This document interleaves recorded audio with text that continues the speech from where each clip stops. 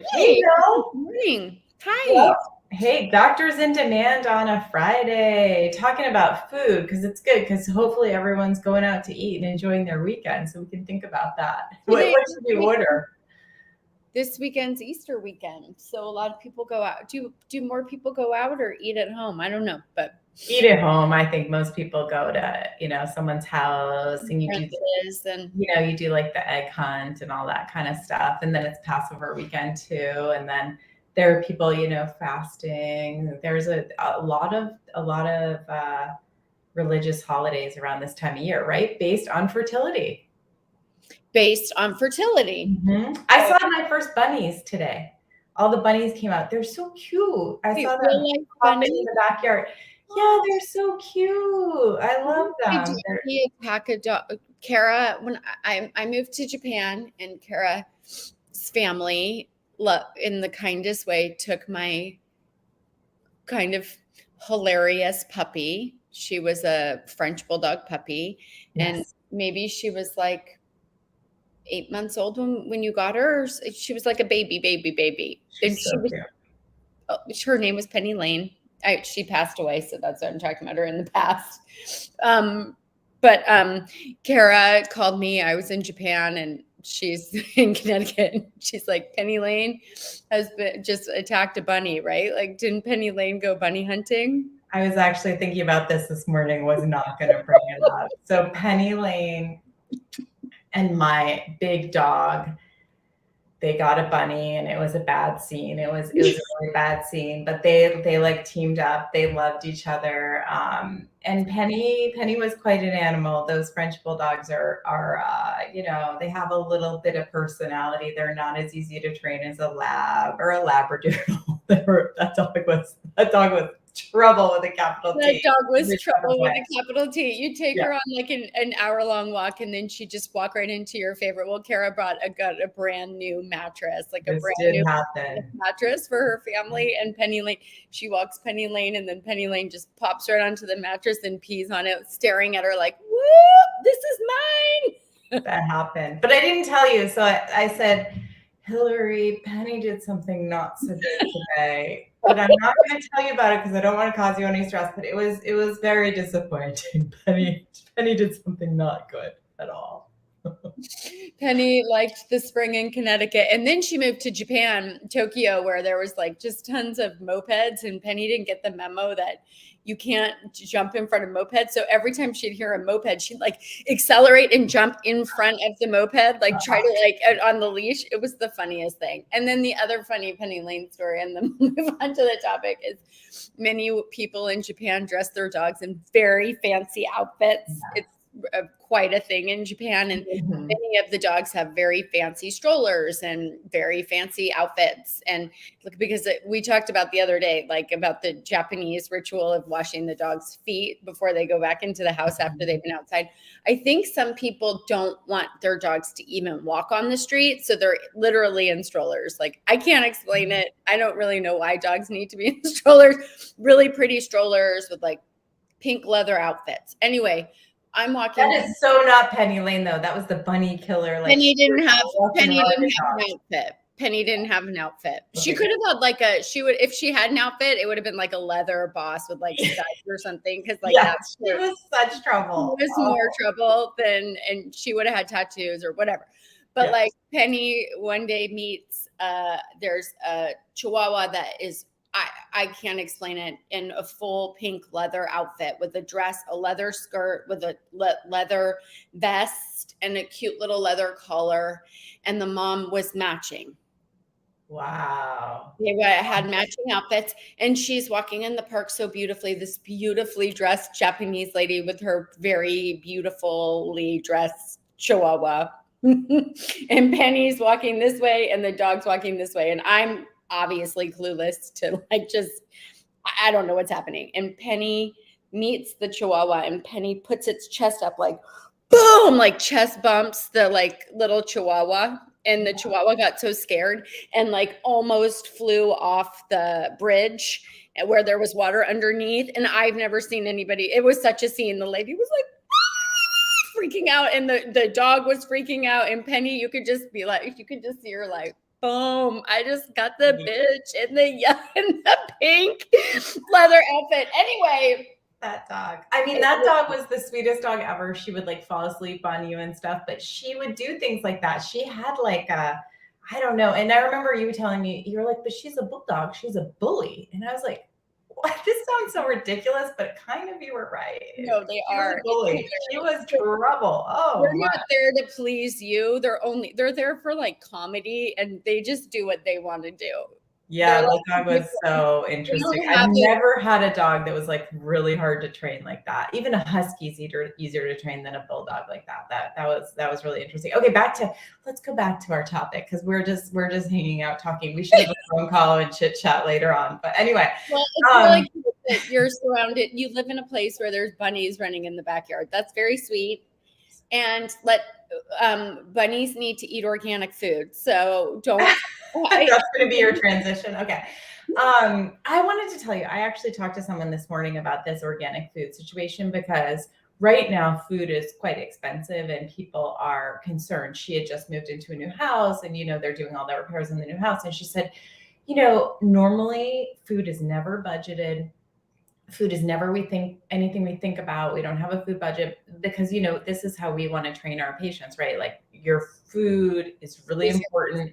It should be more like 20% of your budget of like your spending budget should be on food. That's what more of the world does. And in America, it's less than that. It's like 7, 8, 9% usually people spend on food, but we generally think that's true. Like we generally like, less expensive food. This is like an American thing. And so we that's like sort of a value that we do compared to the rest of the world and how we sort of budget our lives.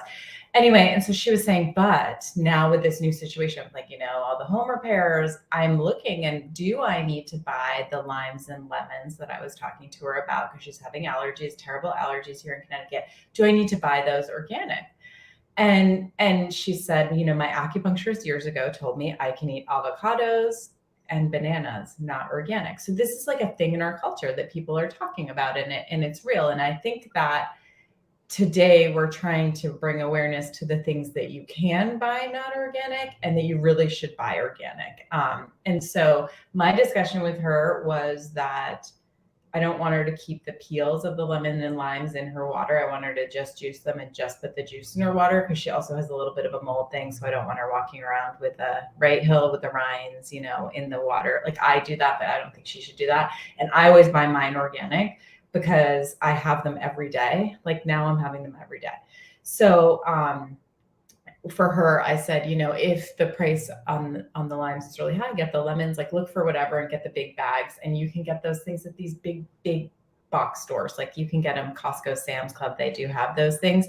But on the Dirty Dozen Clean 15 list, which we'll pull up, it does say the avocado. It's like magic. Oh my, I just said it and it happened. That is so the avocados, you can get the non-organic avocados according to the environmental. This is done by the Environmental Working Group. It's an amazing group. If you are interested in organic food or believe that we need to have higher standards and more access and ban pesticides, this is the group that's doing incredible work. They need financial support always. If you use this list, like go onto their website, you can download it. You can give them a donation. I just donated this morning to them. This is a group that's really advocating for good organic farming and policies. The United States lags far behind Europe and what we ban and the pesticides that we are exposed to. There is it's just not the cleanest connection. The health advocacy groups aren't in charge of farming in our country, right? Should I just say that? So we have to work really, really hard to make it so that our food isn't poisoned. And this is the group that does it. And so they've really identified, okay, these are the things that are heavily toxic. That's the Dirty Dozen. And then these are the things that are a little bit cleaner that they call it their Clean 15. So it's just an amazing thing to have. I think it's great to have in restaurants, like a little pocket. They have little pocket ones and it feels nerdy, but Kara was always using this example, like when kale salads were so the rage, and before that were spinach salads, and you go out and you're having a lunch and you think you're doing a great job for yourself, and really you're literally eating pesticide soup. Because unless restaurants are screaming it from the rooftops and it's very obvious, it is not organic food. Even the fanciest, nicest restaurants, if they're buying organic food, I guarantee you they're telling you it's organic greens is written on the menu.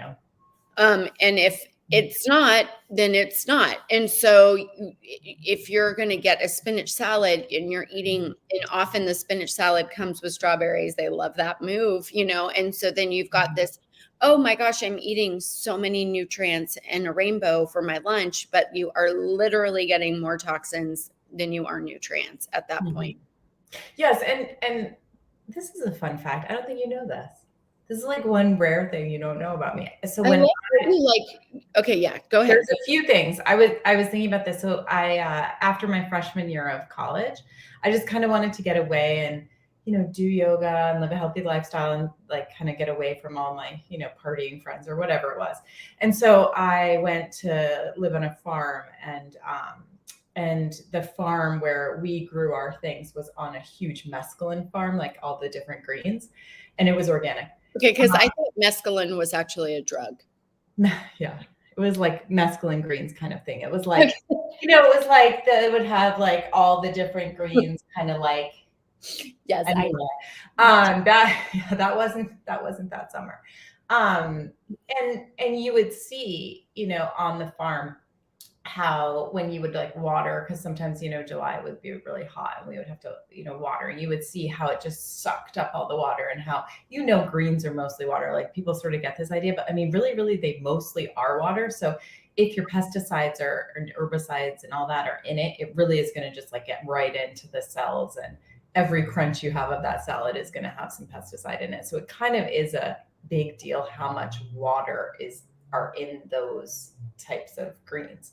And so this year, though, we've never seen this before. Mustard greens made the list, that's never been on it. But kale is one of the most pesticided foods. So kale is not a healthy food unless you are, getting it at home or having an organic kale salad. I definitely know all the restaurants around me that have the organic green salads, because I will go and, get those as takeout and stuff like that. So thinking about when you go out to eat, maybe the salad's not the thing to do.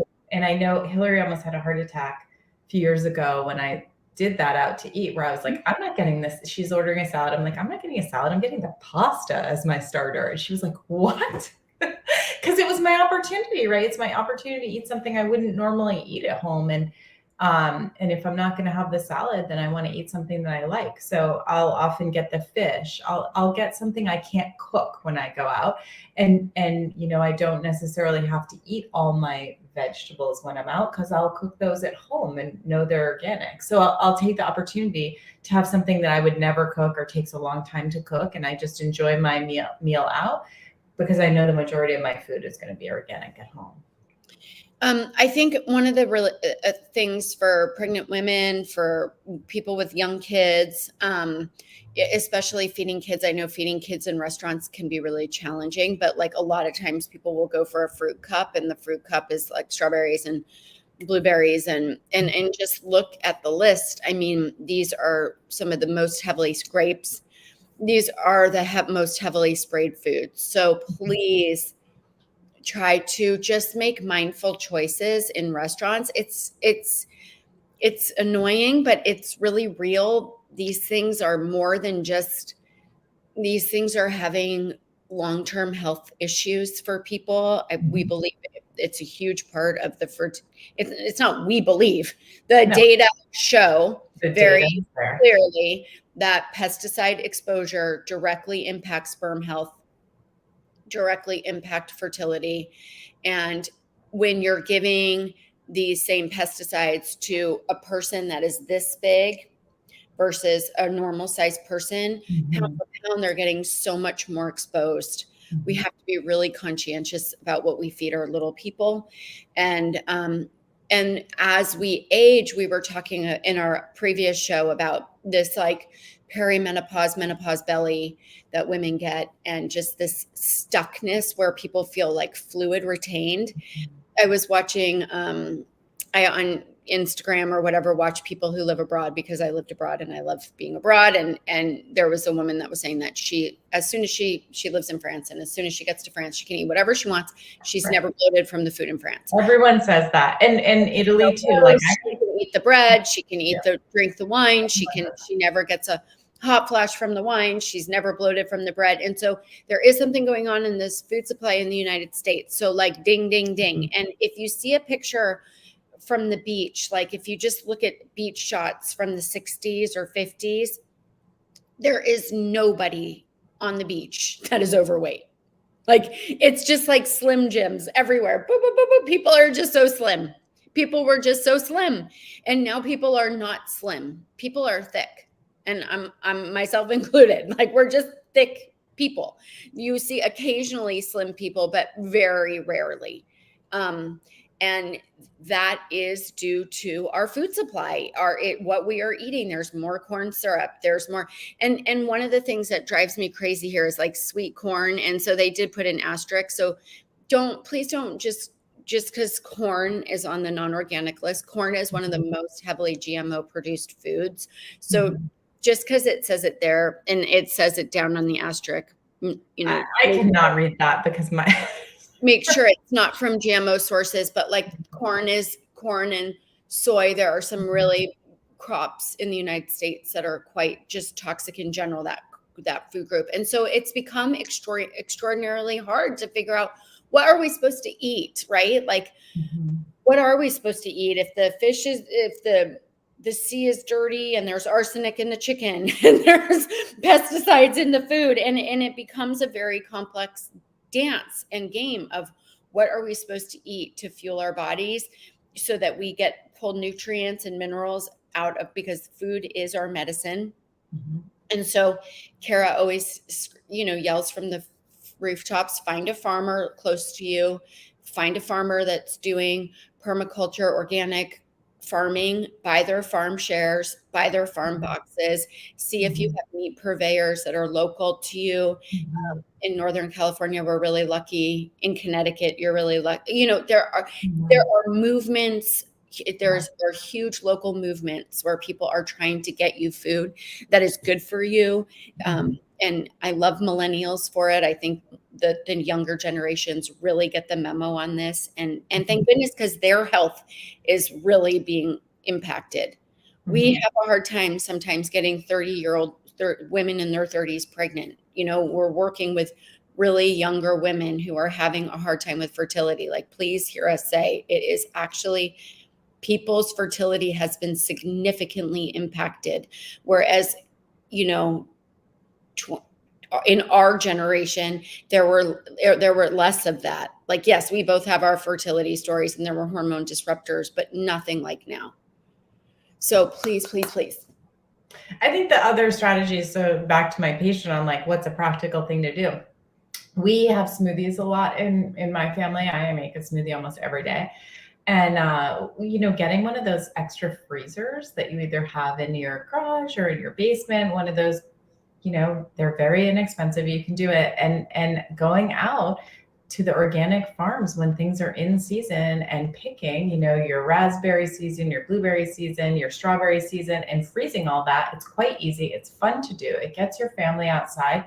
And so planning that around the growing season is just cute. So fun and so great. And, I love the pictures of, my family growing up doing this. It's some of our most fun times, actually, because of course, they're in the fields, they're eating them. They're like covered in strawberry red or blueberry smush everywhere and all that kind of stuff. But, they learn it's actually work. So it's good for somebody to like see, okay, I filled my bucket. Look, okay, everyone get 3 buckets. It's kind of like a fun family thing to do. So I think that can save a lot of money if you plan it during the summertime, and the things are much more ripe. And again, these big stores that people have memberships to often have organic berries and frozen. And so you can do that kind of thing. I think the spinach that you can freeze, this is so weird because I guess I was thinking about us talking about this, but another patient today, I was saying she's trying to put spinach, because we talked about greens last week. She's trying to put spinach in her smoothies. I said, buy the big containers, because you see these are actually, cost effective, the big containers of organic spinach. Put them in the freezer. Because actually frozen spinach, you might actually break the cell membranes down a bit and absorb the minerals a little better if it's been frozen first. So, freezing these fruits and vegetables is a great idea. And just like stocking up on them at the farmer's stands this summer, and you'll be so happy because you have it. So then you use it too. You don't want to waste. People aren't, it's just like natural. People don't want to waste. So they'll see like, oh, I have all these blueberries. I need to start incorporating them into my smoothies and stuff. And the best thing about buying at markets you're not buying everything in plastic. Like that's one of the biggest bummers is when you buy these big things, everything's in plastic. So can we just have a movement? Like, can everything be in compostable containers, first of all? And I love Earthbound Farms. They're from Carmel Valley. I love them. But to buy Earthbound Farms greens in plastic, I'm like, why? Right. So when you go and you're getting things in the summer, you're getting things from the farmers, you're loading up, you're putting them in the freezer on your own. That's such a great idea. And it's fun when you travel too, to check out where the farmers markets are. Because if you're there on a weekend, whatever city you're in or whatever, often you can go to a farmers market, and it really gives you a flavor of the place locally, and some of the local restaurants and crafts people and the artists are there, and it's kind of really fun. And some of them are amazing, so I think that's a really great thing to put on your list. And getting inspired by eating these fresh fruits and vegetables is a big deal. But, this list is really important because of the apples. Often we're trying to have people eat apples for good fiber. And we like apples for their vitamin C. That's on this list. Cherries. Peppers, like I love the apple popovers. What? No, peppers. Like I love having people eat red peppers and yellow peppers, and those should be, those 3-packs, you have them there too, right? Of the 3 color peppers. That again comes in a plastic sleeve. Yeah, but I get those, every week, because then we eat those peppers and they're I'm just saying, like, sometimes just see if you can make the choice, if you could buy the thing without it being in the plastic container. Like, just see. And just this list, does it come out every spring, Hal? Because it changes, like green beans. I can't remember if green beans is new. That's what I thought. Green beans. I don't know from last year, and the really interesting one is carrots to me, because carrots, I always thought that it was, because they grow in the ground, that it was really important. So it's interesting that those are testing with less pesticides. Cabbage, we talked a lot about a couple weeks ago. So, cabbages are very inexpensive to purchase, and in general as a food. So if you can save money on cabbage, that's good to know. I would never have thought mushrooms, because mushrooms have a lot of water in them, that you can buy those non-organic. I think maybe, and it can be that because some of these plants are just hardier, so they have less attackers and they're less sensitive. So that's sometimes why they have less pesticides, because they need less, because they're like, maybe cabbage is less attractive to critters because it tastes bitter or something, right? So can I just bring up another point about when we work with our fertility patients? Often when we're doing our 30-day cleanse program or whatever with our fertility patients, they say, well, shouldn't I eat everything organic? So we're here talking about absolutely try and eat everything organic. But if you're making choices and you're prioritizing based on finances or something, or availability, then this is a good list to know. But of course, if you can go ahead and buy everything organic, why wouldn't you? But if you just, like where I live versus where Hillary lives, we are in 2 different grocery store shopping worlds. It's like I'm in a different country. I go to California in the winter. I go to the grocery store a few times when I come see you, because it's one of my pleasures in life. And I go look at all the produce, and it's incredible what variety things are actually harvested at their peak where Hillary lives, because the farms are closer, shipping is easier. I mean, Hillary has a better food supply than I have. It's totally true. It's one of the saddest things for me is the grocery store in the winter here. I always say, like, I walk in and all the vegetables are kind of like limpy and kind of sad. Like even the greens were like, oh, you know, they're like not even like fresh and bright or anything. And moving here, it was a very hard quality of life issue for me to accept, moving from Seattle, where we had incredible food is amazing. Yeah. I just want to put it out there. It's one of my dreams, and I haven't been able to convince one of my kids to take it on. So if any of you guys listening want to take it on, there is so much fruit on the trees in California where I live in north of Golden Gate Bridge.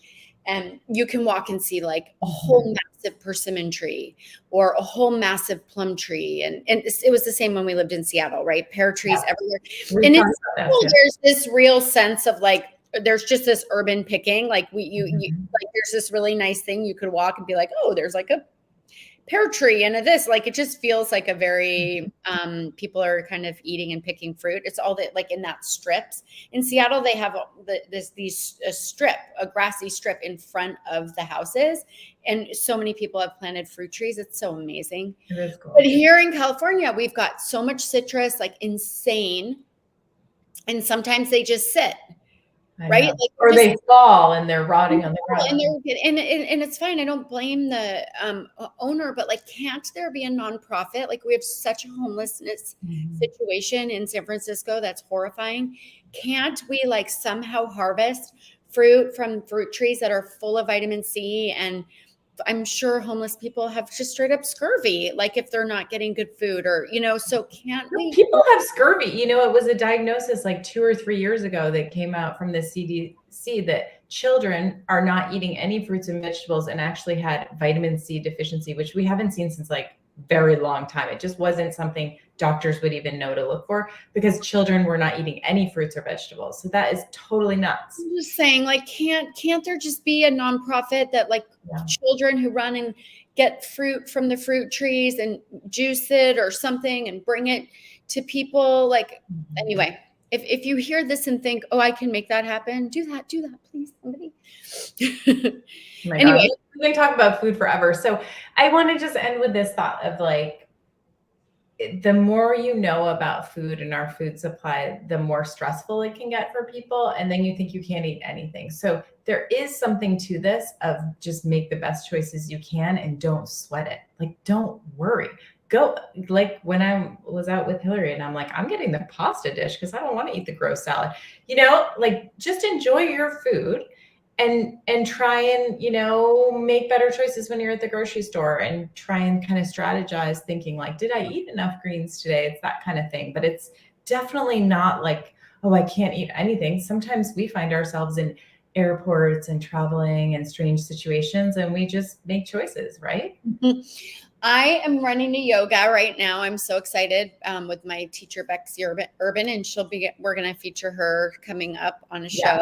And you're going to pull needles out of a patient or go put. No one's sitting here. You always think that. No, I don't come talk to you while I have somebody sitting with needles. I mean, they're not like right here, like, oh, I'll just pull your needles right here.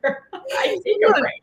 Okay, but we need to do a show where you're showing some acupuncture points that you use a lot to help women with their hormone balance so that they can do acupressure at home. Let's do a show like that. Yeah, that's a good plan. All right. Thank you. And thanks for being here, everybody. Bye. Bye.